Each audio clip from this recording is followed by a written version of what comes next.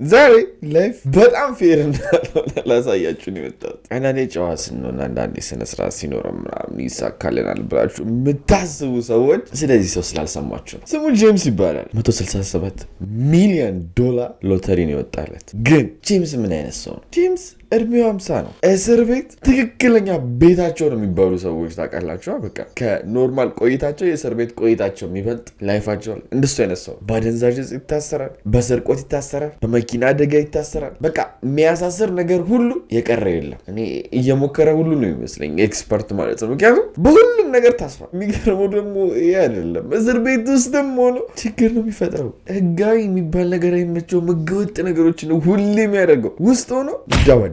እስር ቤት ውስጥ ሆኖ ማይቻሉ ነገሮች አሉ። ህገወጥ የሆኑ እቃዎች፣ ስልኮች ምናምን ማስገባት አይቻልም። ሲያስገባ ይያዛል። እንዲሁም አንዳንዴ በብር እያደረገ የእስር ቤት ጠባቂዎችን ይሸውዳል ወይም ጉቦ ሲሰጥም ተይዞ ያውቃል። ትንሽ ቆይቶ ደግሞ ከዚህ ሲወጣ ፍቅረኛውን ሁሉ አንቆ ተከሶ ድጋሚ ይገባል። በቃ ድንዝዝ ያለ ምንም ማይሰማ ህግ ማይመቸው ሰው ነው። እንዲሁም ባለበት ስቴት ላይ እሱ በሚኖርበት ስቴት እስካሁን ድረስ አሜሪካ ላይ የእሱን ሪከርድ የያዘ የለም። ሰማችሁኝ? ሪከርድ የያዘ የለም። ሁሉም እስር ቤት ታስሯል። የቀረው እስር ቤት የለም። እሱ የሚኖርበት ስቴት ላይ በየከተማው ታስሯል። ይህን ያክል ነው ሪከርድ ያለው ማለት ነው ለመታሰር። ከተማም ሲቀይር ሴም ጋይ። የሆነ ቀን ታዲያ 2025 ላይ እንደ ፈረንጆች አቆጣጠር ከቤቱ ወጣ። ያው ከእስር ቤት ማለት ነው። ታዲያም ከእናቱ ጋር ያው እድሜው 50 ቢሆንም ከእናቱ ጋር የሚኖረው ነዳጅ ማደያ ላይ የሆነች ትንሽ ሱፐርማርኬት ነገር አለች። እዛ ሎተሪ ቆርጣል።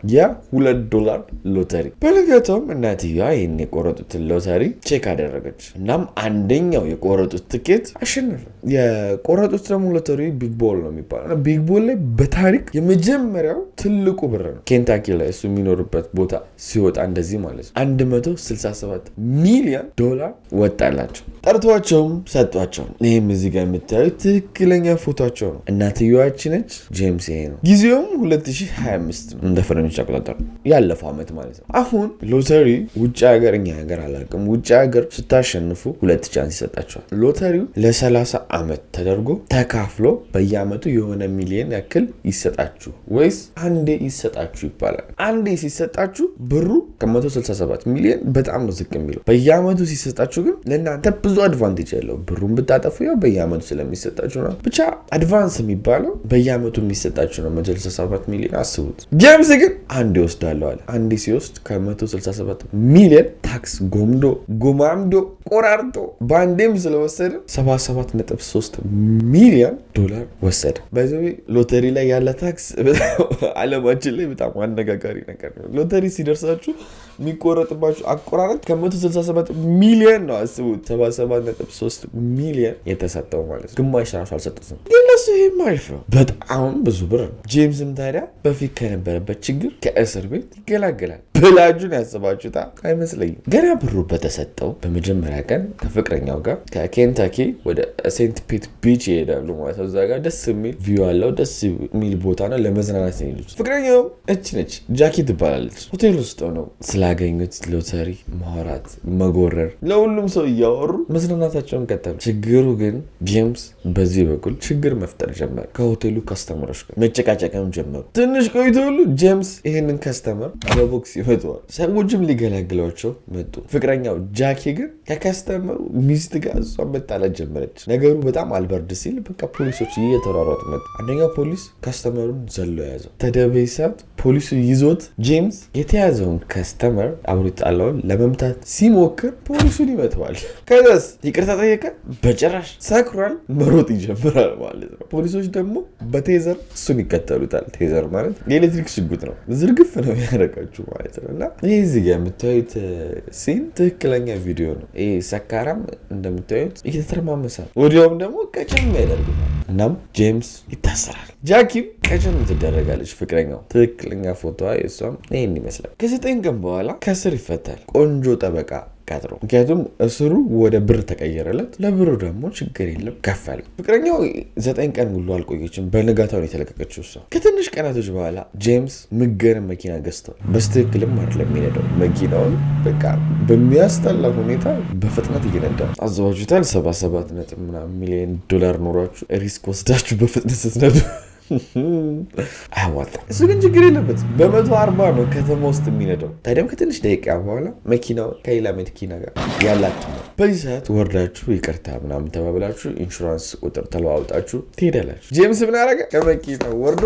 ብን ብሎ ሮጠ። ፖሊሶችን መጥተው ይሄን ነገር ካጣሩ በኋላ መጥተው ጄምስን ከጫማ ያደረጉት ድጋሚ። ከዛ አሁንም ከፍሎ ድጋሚ ይወጣል ከእስር ቤት። አሁንም ጄምስ እንደተለመደው ሌላ ስራ የሚሰራ የሆነ ሴት ያገኝና እሱ ወዳለበት ቤት ይወስዳታል። ታዲያም ቤት እንደደረሱ ማስቲካ የምትመስል አደንዛዥ እጽ ውሰጅ ይላታል። እሷን ፈርታ እሺ ብላ ይህን አደንዛዥ እጽ ተወስደዋለች። ከትንሽ ደቂቃዎች በኋላ ይህ አደንዛዥ ይሰራና እንደ እብድ ያደርጋታል። ጭንቅላቷ ትክክል አይደለም። በቃ መደንገጥ መበረገግ ትጀምራለች። በአካባቢው ያለ ሰው ሁሉ በቃ የሚገላት የሚያስፈራት ሆኖ ነው ይታያል። ታዲያም ተደብቃ የሆነ ቦታ ዝቅ ብላ ፖሊስ ከደውለች። ፖሊስም ወዲያው መጣ። ሲያዩትም በቃ በርግጋለች። በዛ ላይ ምንድን ነው ብለው ቼክ ሲያደርጉ ቤት ውስጥ አደንዛዥ እጽና ህገወጥ መሳሪያ ይገኛል። በዚህ ጄምስ ከጨም ይደረጋል። አሁኑ አይኖ እየተናደዳችሁ እንደሆነ በጣም የሚያናድ ሰው እንደሆነ አውቃለሁ። እኔም ቅጥልን ያደረግ።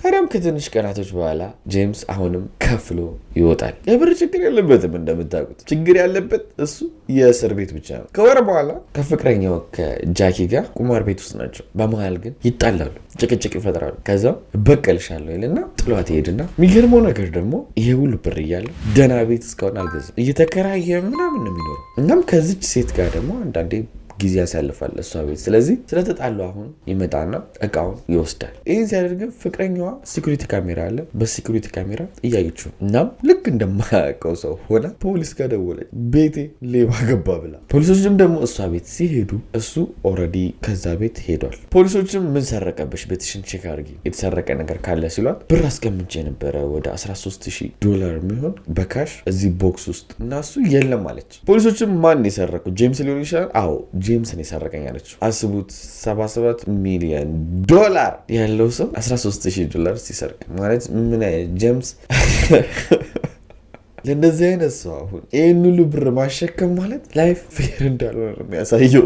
ፖሊሶችም ወዲያው ጄምስን መፈለግ ጀመሩ። ከትንሽ ፍለጋ በኋላ መኪናውን አገኙት። ውስጥ አለ ምናምን ብለው ቼክ ሲያደርጉ አለ። መኪና ውስጥ ቁጭ ብሎ እየጦዘ ነው፣ አደንዛዥ እጽ እየተጠቀመ። እዛው ነበረ ፖሊሶች ከጨም ያደረጉት። በአሁኑ ታዲያ ፍርድ ቤት ይቀርባል። ፍርድ ቤትም ሲቀርብ ጃኪ ብር ወሰደብኝ ያለችው ልትመሰክር ተገኘች። ለብር ወስዶብሻል ስትባል አይ አልወሰደብኝም፣ ድንገት ያስቀመጥኩት ቦታ አቀያየር ሳጥኑ ኦልሬዲ ሌላ ቦታ አድርጌው ስለነበር ረስቸው እሱ ወሰደብኝ አልኩ እንጂ እሱ አልወሰደብኝም ማለች። ደግሞ ያው ሸመጠጠች እሱ መውሰዱ። ስለዚህ ጄምስ ክስ ውድቅ ተደረገ። ጄምስም በነፃ ተለቀቀ። አሁን ላይ ነፃ ሰው ነው። ግን እርግጠኛ ነኝ ይህን ቪዲዮ ከሰራሁላችሁ ከሳምንት ምናምን በኋላ እስር ቤት እንደምናየው። አንዳንዴ ላይፋችሁ ላይ በለፋ አይደለም እንደዚህ አለሌ ዱር የሆኑ የሚያልፍለት ወንበዴ ያለ ላይፍ ኢዝ ናት ፌር የሚባለው ለዚህ ነው። እና የዛሬ እውነተኛ ታሪካችን ይህን ይመስላል። ድጋሚ ሲታሰር ሌላ ቪዲዮ ሰራላችኋለሁ። ወዳችኋለሁ። የዩቲዩብ ክላስ መመዝገብ ለምፈልጉ በስልክ ቁጥር እየደወላችሁ ተመዝገቡ። ኦንላይን ክላስ በቅርቡ ጀምራለሁ። ይመቻል።